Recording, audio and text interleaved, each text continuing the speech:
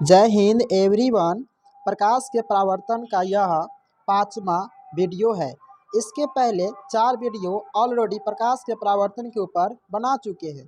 तो यह video exam के व्यू से बोर्ड मैट्रिक एग्ज़ाम के लिए बहुत ही इम्पोर्टेंट होने वाला है।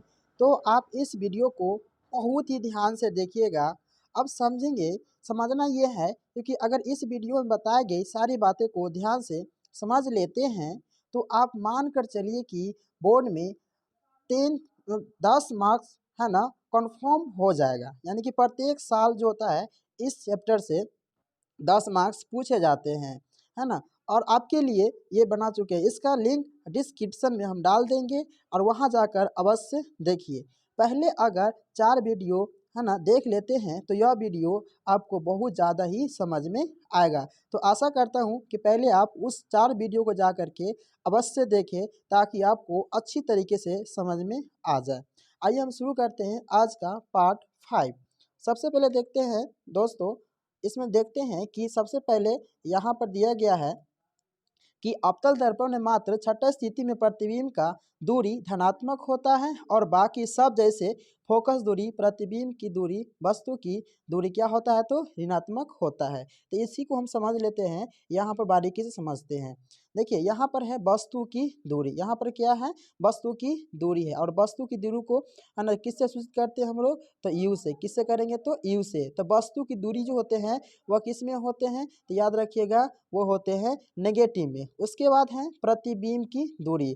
अगला क्या प्रतिबिंब की दूरी, तो प्रतिबिंब की दूरी को संकेत में लिखते हैं भी। क्या लिखेंगे भी लिखेंगे, है ना। और यह होता है नेगेटिव माइनस भी। उसके बाद है फोकस की दूरी। फोकस की दूरी यह होता है स्मॉल एफ। क्या होता है स्मॉल एफ होता है। इसको हम लोग मतलब माइनस से, यानी कि टोटल इसमें देखा जाए तो वस्तु और प्रतिबिंब और फोकस ये सब की दूरी जो होती है वह किस में होती है तो नेगेटिव। मैंने यहाँ पर लिखा है ऑल नेगेटिव यानी अवतल दर्पण में। यह जो होता है टोटल क्या होता है अवतल दर्पण में तो नेगेटिव होता है। आगे बढ़ते हैं, आगे देखते हैं कि उत्तल दर्पण में सिर्फ वस्तु की दूरी ऋणात्मक होती है और बाकी सब क्या होते हैं तो धनात्मक, है ना। देखिएगा ध्यान से, ये उत्तल दर्पण है। उत्तल दर्पण में टोटल यानी कि यू हो गया, आपको बताया था अभी जस्ट बताया है, वस्तु की दूरी भी हो गया, प्रतिबिंब की दूरी और एफ हो गया फोकस दूरी, है ना। तो यहाँ पर वस्तु की दूरी नेगेटिव में होते हैं और प्रतिबिंब की दूरी और फोकस की दूरी ये दोनों जो होते हैं वो किस में होते हैं तो पॉजिटिव में होते हैं। किस में याद रखिएगा उत्तल दर्पण में। किस में होते हैं तो उत्तल दर्पण में, है ना। एक्चुअली देखा जाए यहाँ पर फिर से देख लेते हैं कि अवतल दर्पण में, है ना। अवतल अवतल दर्पण में यहाँ पर हम देखे हैं ऑल क्या होता है तो ऑल होता है नेगेटिव। ऑल क्या होता है तो है ना नेगेटिव होता है। उसके बाद यहाँ पर ऑल नेगेटिव होता है। उसके बाद उत्तल दर्पण में क्या होता है तो भी और एफ पॉजिटिव और यू क्या होता है यू होता है नेगेटिव। आगे देखते हैं, अगला क्वेश्चन की तरफ चलते हैं। इसमें है कि किसी गोलीय दर्पण, है ना, किसी गोलीय दर्पण में बना प्रतिबिंब बड़ा है, इसका अर्थ है कि वह अवतल दर्पण होगा। इसका क्या है कि वह अवतल दर्पण होगा। यानी गोलीय दर्पण में बना प्रतिबिंब बड़ा होगा तो इसका अर्थ यह होगा कि वह अवतल दर्पण होगा। दोस्तों ध्यान दीजिएगा कि अवतल दर्पण का अर्थ ही होता है इसमें कोई प्रतिबिंब बनेगा तो बड़ा ही बनेगा।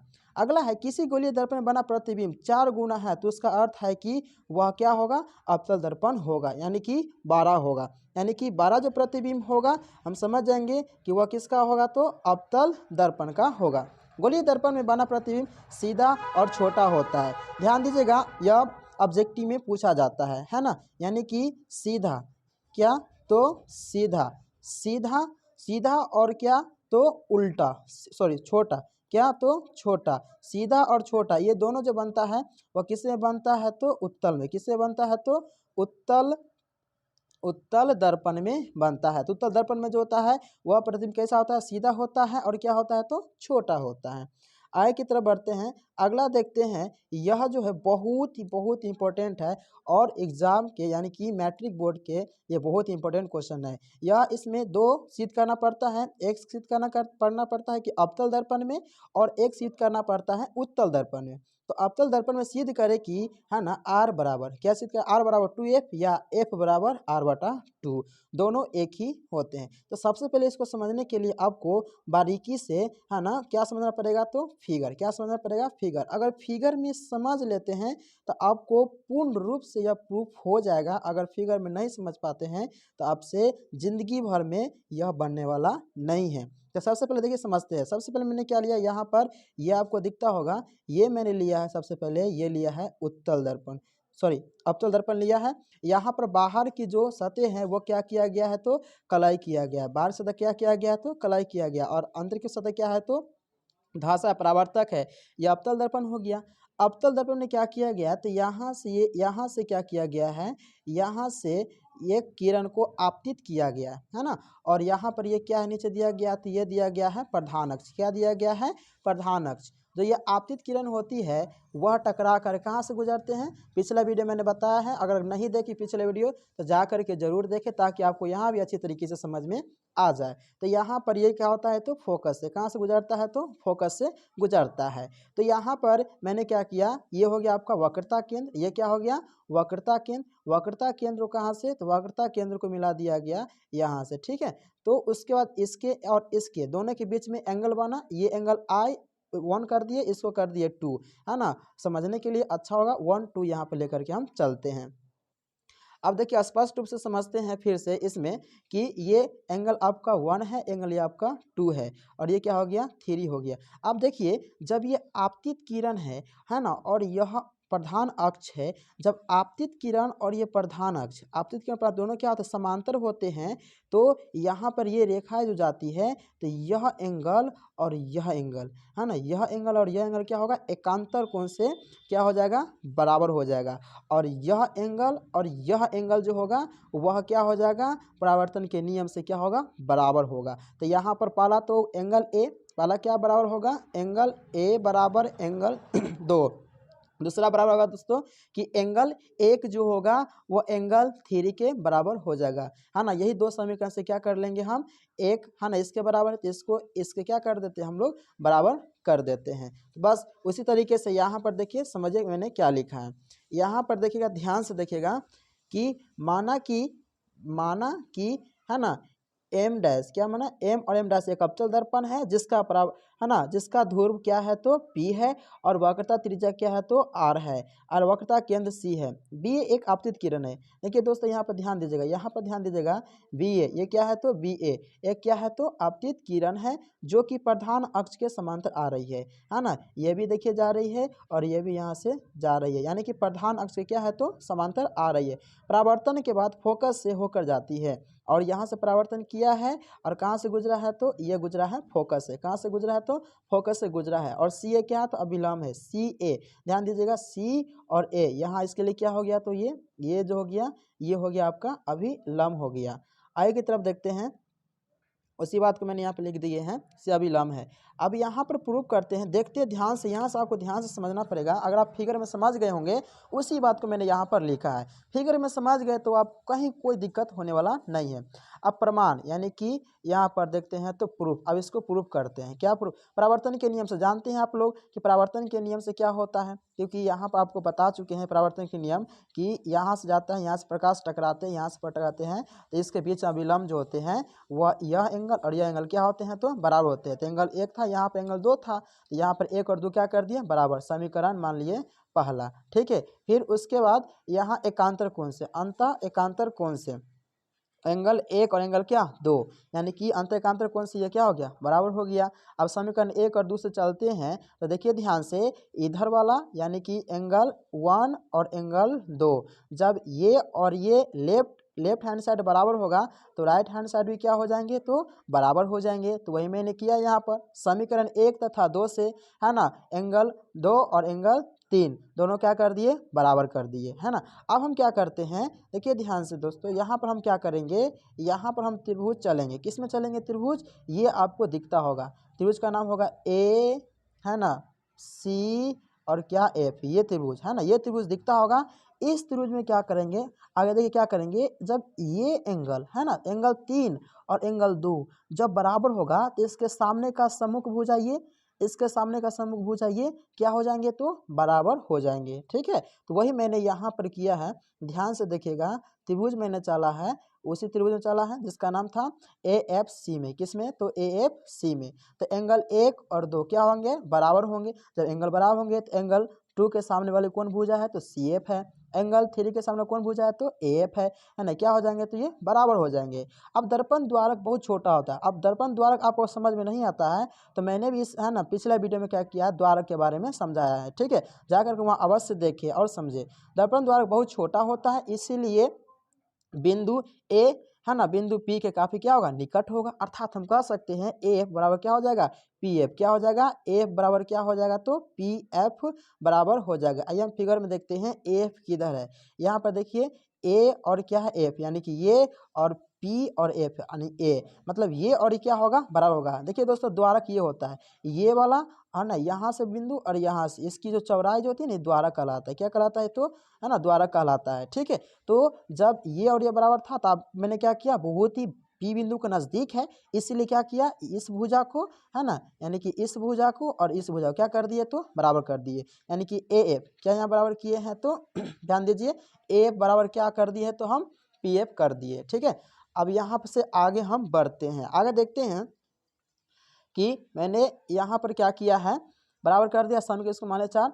अब देखिए समीकरण 3 और 4 से देखते हैं, क्या देखते हैं? तो पी एफ सी एफ है ना, पी एफ बराबर सी एफ है, तो पी सी जो होगा दोनों क्या कर देंगे? हम जोड़ देंगे। दोनों क्या कर देंगे? जोड़ देंगे। और जोड़ेंगे तो क्या? पी एफ है ना और सी एफ। देखिए ध्यान से सी एफ जो है, ये सी एफ आपको दिख रहा है, वो किसके बराबर है? पी एफ के बराबर है। तो यहाँ पर पी एफ जो है ना, सी एफ की जगह हम क्या लिख सकते हैं? यहाँ पर हम लिख सकते हैं पी एफ है ना। तो पी एफ कितना? पी एफ तो 2 पी एफ कितना हो जाएगा? 2 पी एफ, यानी कि पी सी बराबर हो गया 2 पी और एफ। क्या हो गया? 2 पी एफ। अब यहाँ पर ध्यान से देखिए पी सी बराबर 2 पी एफ हो गया, तो पी सी होगा आर, पी सी यहाँ पर क्या होगा? आर हो जाएगा, और पी एफ क्या होगा? तो यहाँ पर हो जाएगा एफ हो जाएगा। यानी हम कह सकते हैं यानी कि पी एफ बराबर क्या? आर बटा 2। यहाँ ऐसे भी कह सकते हैं कि आर बराबर क्या होगा? तो 2f क्या होगा? यहाँ पर 2f हो जाएगा। ठीक है, चलिए आगे बढ़ते हैं। आशा करता हूँ कि समझ में आया होगा। अगर यहाँ पर समझ में नहीं आया होगा, कहीं पर दिक्कत होगा तो आप ज़रूर कमेंट करके बोलिएगा, है ना, या मतलब इस वीडियो को फिर एक बार ज़रूर देखिएगा, है ना। आशा करता हूँ कि आपको ज़रूर समझ में आएगा। चलिए आगे देखते हैं। सेम टू सेम यानी कि उसी प्रकार से किसमें सिद्ध करना है? तो उत्तल दर्पण में सिद्ध करना है। ठीक है, अब देखिए उत्तल दर्पण यहाँ पर इस तरीके से मैंने बनाया। इसमें भी क्या होता है? ये जो आपको दिख रहा होगा है ना, ये जो है ये क्या है? तो प्रधान अक्ष हो गया, और ये क्या हो गया? ये आपका आपतित किरण हो गया, जो प्रधान अक्ष से क्या होते हैं? प्रधान अक्ष के समांतर होते हैं। यह परावर्तन के बाद क्या यहाँ से क्या होता है? रिफ्लेक्स कर जाता है ना। यह परावर्तन के बाद यहाँ से क्या किया है? तो रिफ्लेक्स यानी परावर्तन हो गया है, और इसके बीच में क्या डाला मैंने? अभिलंब। इसी अभिलंब को यहाँ क्या किया है? तो बढ़ा दिया गया है यहाँ तक। ठीक है, और यह हो गया परावर्तन क्योंकि आपके फोकस से गुजरा है। ठीक है, तो यहाँ से ये आपका यहाँ, तो ये आपका त्रिभुज बन रहा है। बस इसी सब मैंने अवतल में किया, सिर्फ उसी प्रोसेस यहाँ करूँगा। यहाँ एंगल 3 और एंगल क्या? 4 बराबर कर देंगे, और इसके बराबर ये इसके नज़दीक ये कर देंगे, यानी कि ई और ई क्या कर देंगे? है ना, पी एफ और क्या? तो यहाँ ए और एफ बराबर कर देंगे, और इसको आधा कर देंगे, आपका प्रूफ हो जाएगा। ठीक है, तो बस उसी बात को यहाँ पर लिखे मैंने। देखिए ध्यान से, सेम टू सेम। माना कि है ना एम और एम डैश एक अवतल दर्पण है जिसका प्रतिबिंब धुर पी, वक्रता किरण सी, बी एक आपतित किरण है जो कि प्रधान अक्ष के क्या है? तो समांतर है। परावर्तन के बाद फोकस से जाती है और प्रतीत होती है। सी ए क्या है? तो अभिलंब। ध्यान दीजिएगा यहाँ पर सी ए, यहाँ पर क्या दिख रहा है? कने दिख सी दिख रहा है, तो यहाँ ये सी है और ये क्या है ना ए है। ये क्या है? तो अभिलंब का काम करते हैं। आगे प्रूव करते हैं। देखिए ध्यान से, सेम टू सेम वही नियम है जो नियम अवतल दर्पण में लगाए थे कि परावर्तन प्रूव करते हैं परावर्तन के नियम से। किसके नियम से? तो परावर्तन के नियम से। एंगल 1 और 2 क्या हो गया? बराबर हो गया। सम्मुख कोण से क्या होगा? 2 और 4 बराबर हो जाएगा। ठीक है, समीकरण 1 तथा 2 से देखिएगा तो ये है ना, देखिए ध्यान से, जब एंगल 1 है ना 2 के बराबर है, और एंगल 4 जो है किसके बराबर है ना? 2 के बराबर। तो ये और ये बराबर है, तो ये क्या होगा? एंगल 1 और 4 भी क्या हो जाएंगे? तो बराबर हो जाएंगे, है ना। एंगल 1 और 2 3 भी क्या हो जाएंगे? बराबर हो जाएंगे। कौन कौन से? तो संगत कौन से बराबर हो जाएंगे। और इसी को आगे क्या किया मैंने कि समीकरण, इसी को यहाँ पर यहाँ पर किए हैं समीकरण 3 तथा 4 से। तो एंगल 3 और एंगल 4, एंगल 3 और 4 बराबर हो जाएंगे। अब त्रिभुज किस में चलेंगे? तो ए एफ सी में, है ना। ध्यान दीजिएगा, AFC में। अब त्रिभुज देखिए यहाँ पर मैंने बताया आपको कि किस में चलना है, ये त्रिभुज आपको दिख रहा है AFC में। देखिए यहाँ पर कुछ नहीं करेंगे कि यहाँ पर देखिए यह एंगल 3 और एंगल 4 जब बराबर होगा तो मैंने बताया कि इसके सामने सम्मुख भुजा ये वाला होगा और इसके सम्मुख वाला भुजा ये होगा, ठीक है। दोनों भुजा आपस में क्या हो जाएंगे, बराबर हो जाएंगे। जब ये बराबर हो जाएंगे तो कहेंगे कि P जो है इसके द्वारा काफी नजदीक है, इसलिए क्या हो जाएंगे PF, क्या तो ये वाला भुजा और ये वाला भुजा क्या हो जाएंगे तो बराबर हो जाएंगे। बस यहाँ से आपका प्रूफ हो जाएगा। देखिए देखते हैं ध्यान से आगे, उसी बात को यहाँ पर लिखा गया है और त्रिभुज में चले हैं।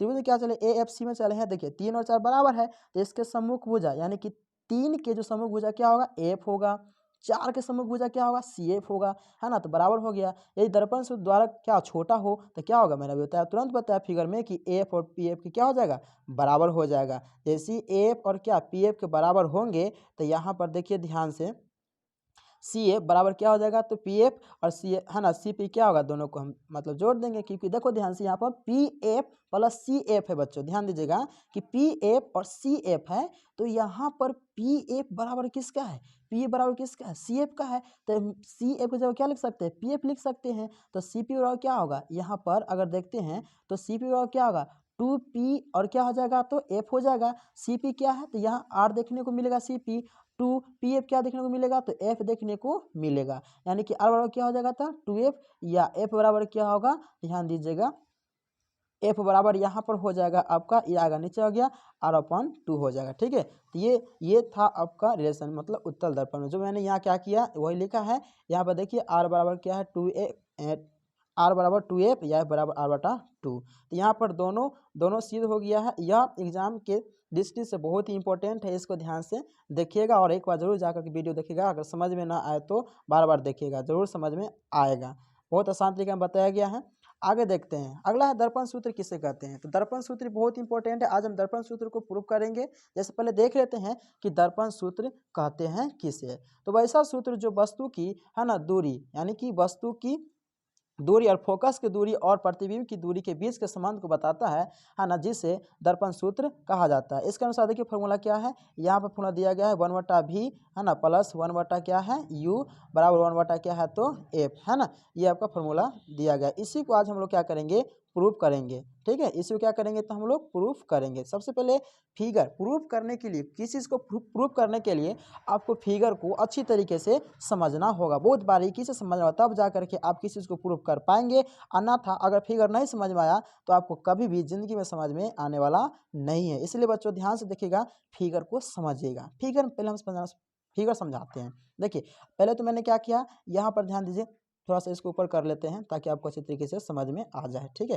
प्रयास करता हूँ समझाने का, आप भी समझने का प्रयास कीजिए जरूर। देखिए ध्यान से, यहाँ पर ये दिया गया है, ये आपका दिया गया कौन सा दर्पण है तो ये दिया गया है आपका अवतल दर्पण, ठीक है। क्या दिया गया, अवतल दर्पण। यहाँ देखिए ये जो किरण जो आती है ना, ये किरण जो आती है, ये वाला किरण, ये है आपतित किरण, ठीक है। जो परावर्तन के बाद कहाँ से गुजरते हैं तो परावर्तन के बाद गुजरते हैं फोकस से। कहाँ से गुजरते हैं तो फोकस से गुजरते हैं, ठीक है। जब फोकस से गुजरते हैं उसके बाद देखिए ध्यान से, यहाँ पर कोई, है ना, वस्तु को कोई बीम वस्तु को रखा गया है यहाँ पर, ठीक है। यहाँ पर जो कोई वस्तु जब रखा गया है वस्तु, तो यहाँ से क्या होता है, यहाँ से, है ना, कि यहाँ से कोई वस्तु यहाँ टकरा वक्रता, देखिए ध्यान से, वक्रता केंद्र से गुजरते हैं। तो मैंने पिछला वीडियो में बताया है कि जब वक्रता केंद्र से कोई भी रेखा गुजरती है तो वह परावर्तन के बाद वह फिर उसी दिशा में लौट जाती है, ठीक है। और इसके बाद क्या, जहाँ से टच किया वहाँ से मैंने यहाँ पर इमेज को ले लिया है, ठीक है। अब आपको दिखता होगा त्रिभुज, देखिए ध्यान से, आपको एक ये त्रिभुज दिखता होगा और एक छोटा वाला दिखता होगा, एक यहाँ पर दिखता होगा और एक ये छोटा वाला दिखता होगा। तो आप मैथ में पढ़े होंगे समरूप नियम, है ना। समरूप क्या होता है तो छोट बर, क्या होता है छोट बर। तो देखिए ध्यान से, समरूप यानी सबसे पहले क्या करेंगे बच्चों, देखिए ध्यान से, पहले आप इस त्रिभुज में चलिएगा और उसके बाद इस त्रिभुज चलिएगा, दोनों त्रिभुज चल करके भुजा अनुपातिकता बराबर कर लीजिएगा। फिर अगेन क्या कीजिएगा, इस त्रिभुज में चलिएगा और इस छोटा वाला त्रिभुज दिख रहा है, इस त्रिभुज में चलिएगा, है ना। और फिर चल कर क्या कीजिएगा, भुजा को बराबर कीजिएगा, है ना। फिर से देखिए, ये त्रिभुज पहले चलिएगा, फिर ये त्रिभुज चलिएगा, फिर भुजा अनुपातिकता बराबर हो जाएगा। फिर उसके बाद दूसरा टर्म में क्या कीजिएगा, ये त्रिभुज और उसके बाद ये त्रिभुज चलेगा, भुजा अनुपातिकता बराबर कीजिएगा और इससे आपका क्या हो जाएगा, यहाँ पर प्रूफ हो जाएगा, ठीक है। अब देखिए यहाँ पर मैंने क्या लिखा है, अब चलते हैं।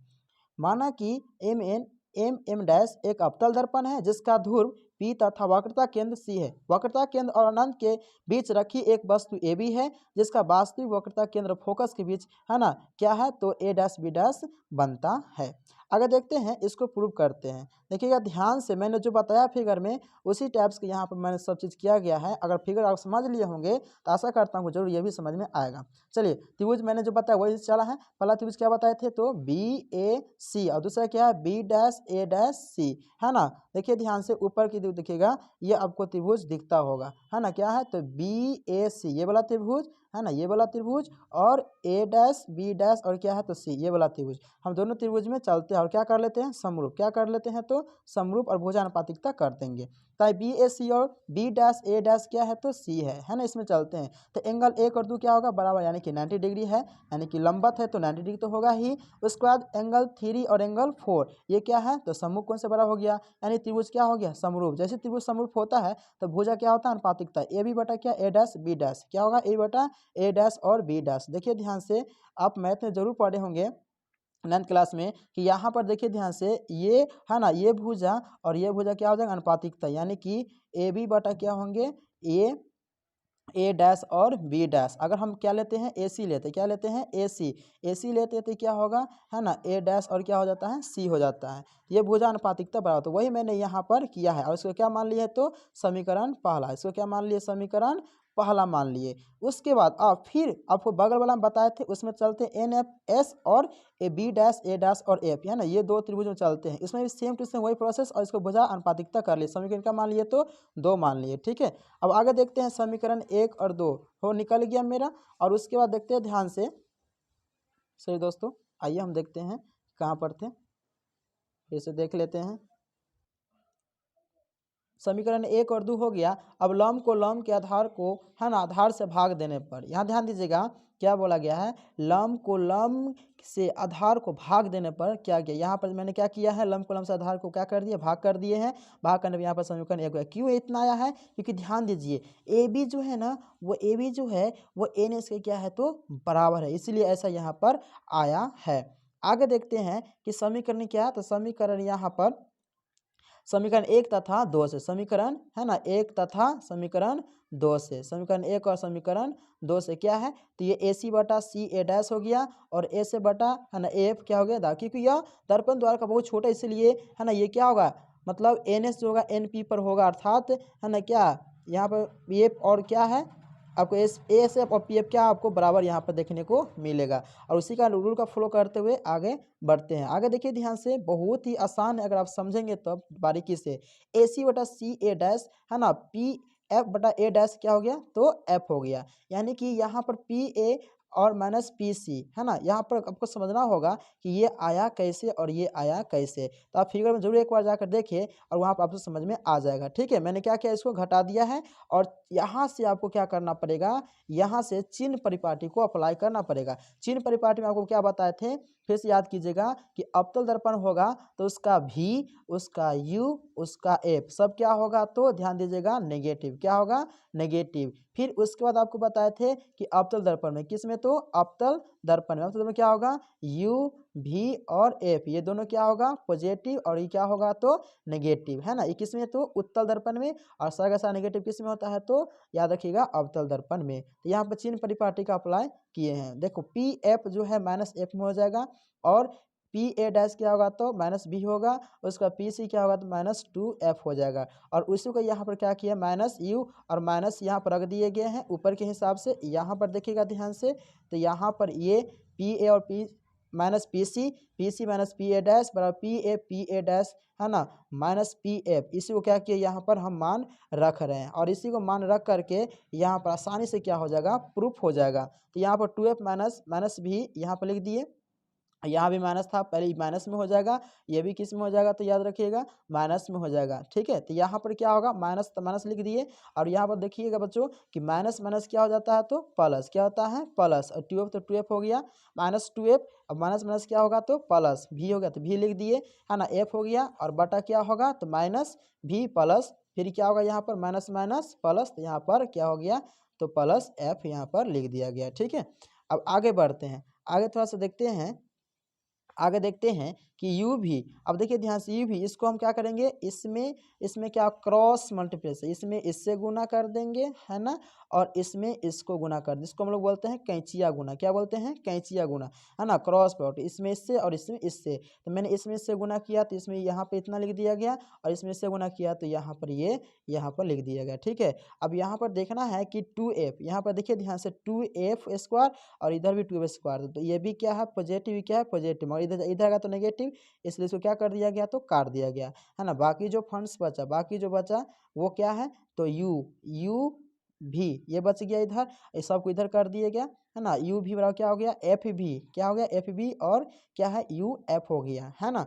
अब यहाँ पर देखिए इसमें क्या किया गया, यहाँ पर थोड़ा सा समझिएगा कि दोनों तरफ मैंने क्या किया, दोनों तरफ क्या कर दिए, यू भी एफ से आपको भाग देना ही पड़ेगा। ठीक है, और जैसे ही भाग दीजिएगा तो यहाँ पर आपको प्रूफ देखने को मिल जाता है। क्या देखने को मिलता है, तो ये आपको प्रूफ देखने को मिलता है, 1/f बराबर 1/v प्लस 1/u, है ना। यहाँ पर ये आपका क्या हो गया, दर्पण सूत्र प्रूफ हो गया। ठीक है दोस्तों, अगर आपको यहाँ पर अगर समझ में आया हो तो ठीक, अगर नहीं समझ में आया हो तो कमेंट करके ज़रूर बताइएगा, है ना, ताकि मैं फिर से इसका अच्छे तरीके से समझाने का प्रयास करूँगा। ठीक है, चलिए दोस्तों, आज का इतना ही है, फिर अगले वीडियो में आपका पार्ट 6 जो होगा वह इस टॉपिक का लास्ट वीडियो होगा, और इसके बाद मैं ऑब्जेक्टिव कराने वाला हूँ। इससे पूरा टोटल के टोटल लगभग 70 ऑब्जेक्टिव करवाऊंगा, जो है ना एग्जाम के दृष्टिकोण से बहुत ही इम्पोर्टेंट होगा। तो एक एक करके वीडियो को देखते रहिए, है ना, और लाइक सब्सक्राइब करते रहिए।